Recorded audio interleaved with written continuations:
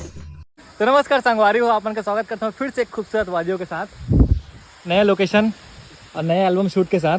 काफ़ी दिन हो गए हमारे डायरेक्टर साहब एक तो अच्छा फिल्म छत्तीसगढ़ के सुपरस्टार हीरो के साथ फिल्म करते थे, तेकर खातिर थोड़ा लेट हो गए हैं।